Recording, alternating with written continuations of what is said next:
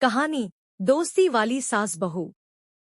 एक छोटे से गांव में सुमन और उसकी बहू काव्या रहती थी। सुमन पुरानी सोच वाली और अनुशासनप्रिय महिला थी, जबकि काव्या एक शहरी लड़की थी जो नए जमाने की सोच पर विश्वास करती थी।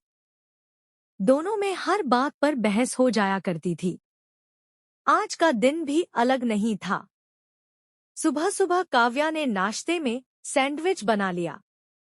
सुमन ने गुस्से में कहा, हमारे घर में ये अंग्रेजी खाना नहीं चलेगा, पोहा या पराठा बनाओ।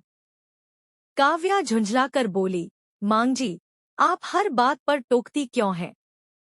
मुझे अपना काम करने दीजिए। सुमन नाराज होकर उठ गई।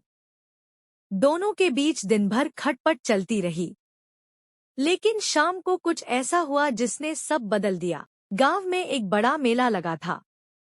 काव्या ने सुमन से चलने को कहा, पर सुमन ने साफ मना कर दिया। मुझे इन मेलों में जाने का कोई शौक नहीं है। तुम जाओ, सुमन ने कहा। काव्या अकेले मेले में चली गई। वहां उसने देखा कि एक बूढ़ी महिला भारी सामान उठाने की कोशिश कर रही थी। वह तुरंत उसकी मदद करने दौड़ पड़ी।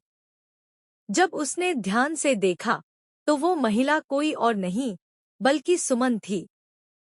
काव्या हैरानी से बोली, मां जी, आपने तो कहा था कि आप मेले में नहीं आ रही।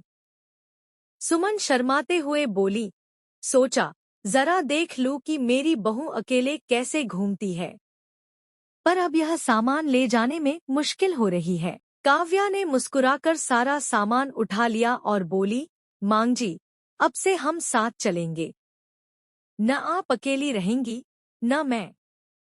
उस दिन के बाद से सुमन और काव्या के बीच चीजें बदल गईं। उन्होंने एक दूसरे की आदतों को समझा और सम्मान देना सीखा। अब वे सास बहू कम और दोस्त ज्यादा बन गई थी। और हाँ, सुमन को अब सैंडविच भी पसंद आने लगा था। सीख, रिश्ते वही टिकते हैं जहाँ थोड़ी समझदारी और थोड़ा प्यार हो।